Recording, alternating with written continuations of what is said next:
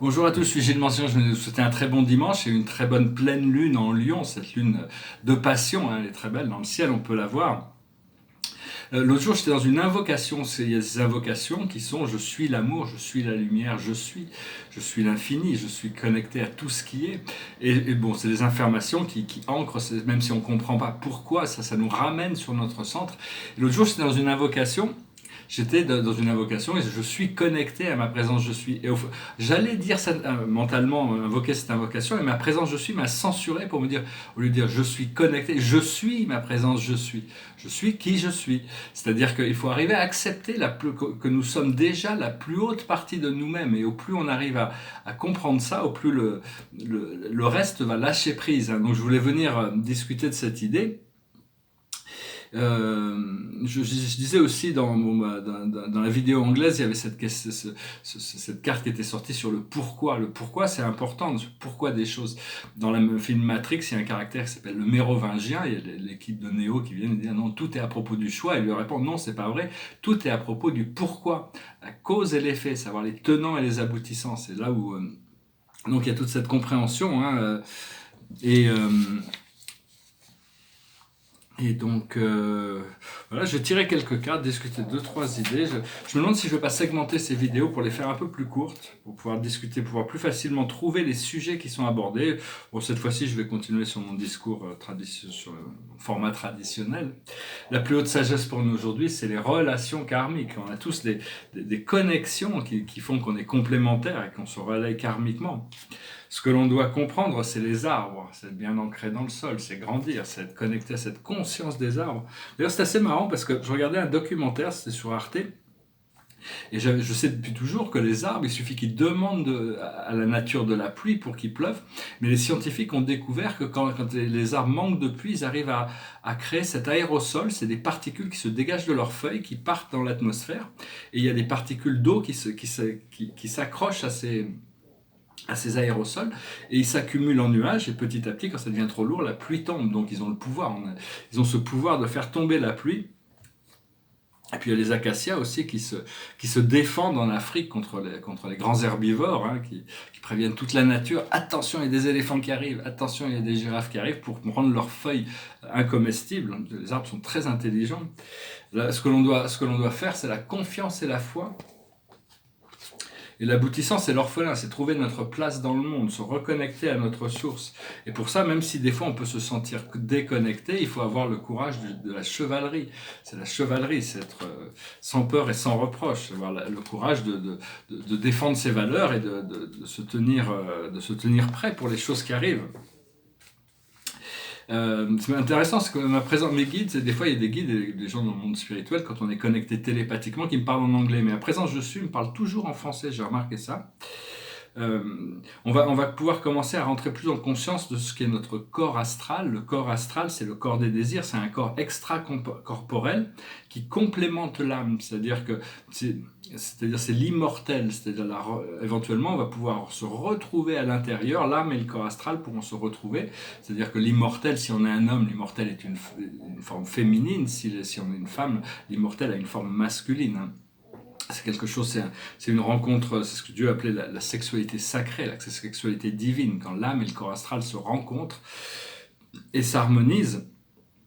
Alors bon, il y a plein de nouvelles technologies, j'en discutais un peu sans vouloir passer du coq à l'âne, qui vont arriver, mais ça dépend des nécessités. Hein. Il faut que les gens aient envie de recevoir quelque chose, sentent la nécessité de quelque chose pour que les technologies puissent être créées. Et il y a beaucoup de technologies qui avaient été inspirées par Star Trek, qui étaient déjà là pour inspirer l'humanité à ouvrir son esprit sur les plans galactiques, même si ça reste assez 3D, hein, Star Trek c'est assez linéaire, mais enfin bon, il y a toutes ces technologies qui vont arriver.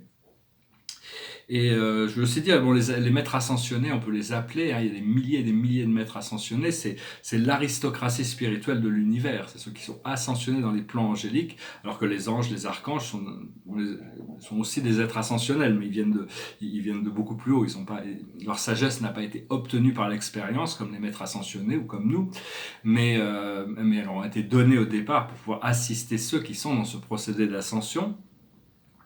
Je travaille beaucoup avec certains esprits. J'en discutais là. Derrière moi, c'est Tali, c'est la muse Tali, la muse de la poésie comique. Mais enfin bon, c'est des êtres que j'ai un peu croisés, un peu rencontrés. C'est vraiment des êtres merveilleux. Je arrive souvent à croiser Zeus et Apollon. Hein, généralement, ils se présentent un peu ensemble, comme Pallas et Athéna. Mais il y a aussi Métis, qui est une déesse qui a sa planète, qui a le pouvoir de changer de forme. C'est-à-dire, elle a le pouvoir de, c'est le pouvoir de je sais pas, la métamorphose, le pouvoir métamorphique, qui est un pouvoir assez...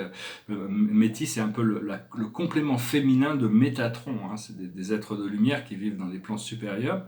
J'ai bien sûr aussi croisé Aurore. Aurore au doigt rose, aux cheveux bouclés, comme disait Homère, qui m'a montré le passage de la nuit dans la journée. C'était quelque chose d'absolument merveilleux. Et l'autre jour, j'ai la visite de Lakshmi.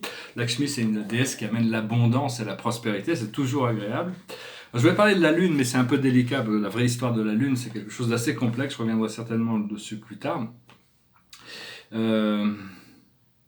Je veux dire aussi, on peut parler de n'importe quoi. Quand Dieu, à l'intérieur de nous, nous connaît tout. Il n'y a rien qui n'ait échappé à sa conscience.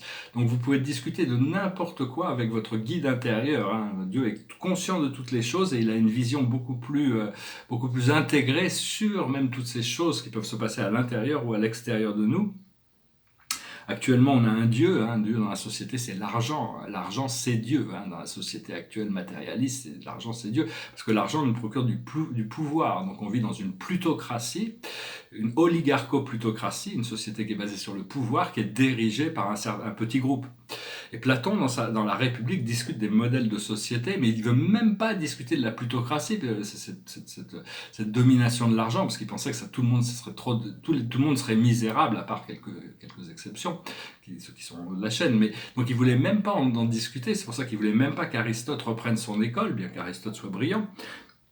Et donc, il ne voulait pas de cette plutocratie, mais dans la République, il discute l'oligarchie, le pouvoir de diriger de quelques-uns. Il discute de la démocratie, que tout le monde a les mêmes droits en société. Il discute de la tyrannie, hein, la pire des systèmes.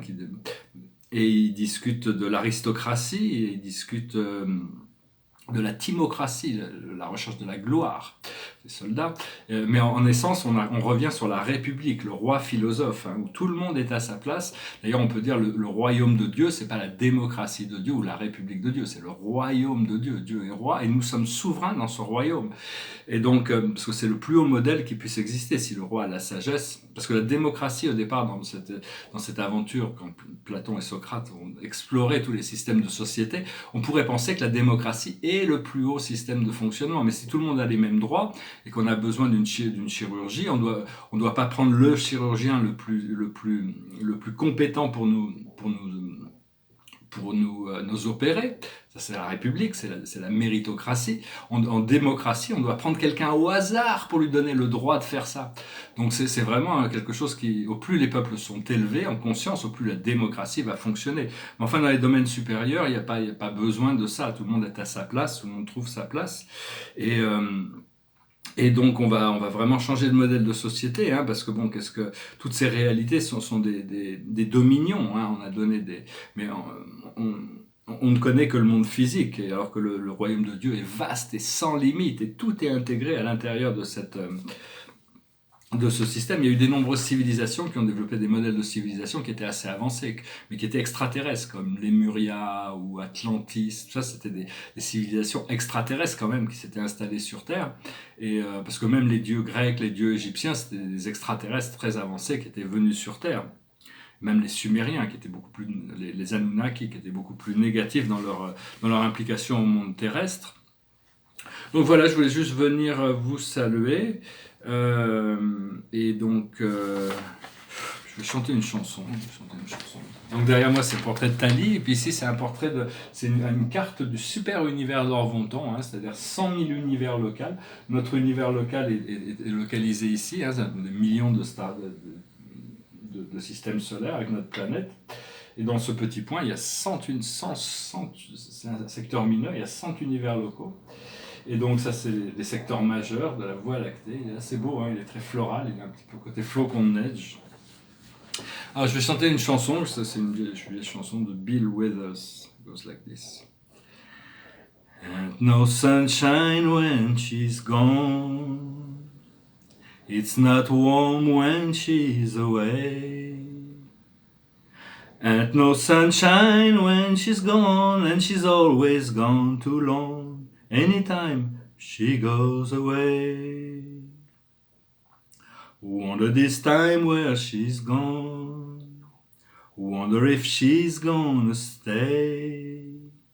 And no sunshine when she's gone, and this house just ain't no home, anytime she goes away. I know, I know, I know, I know, I know, I know, I know, I know, I know, I know, I know, I know. I'll leave young, sing along, but ain't no sunshine when she's gone.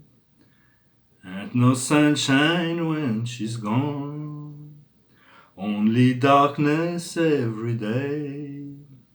Ain't no sunshine when she's gone, and this house just ain't no home, anytime she goes away, anytime she goes away, anytime she goes away. Ah, c'est un peu la situation de l'orphelin, hein, si on se retrouvait seul. Des fois, une sorte l'amour peut aussi nous faire croire de cette solitude, hein, des fois aussi, parfois. Donc, je tire une dernière carte. C'est la carte de la bénédiction.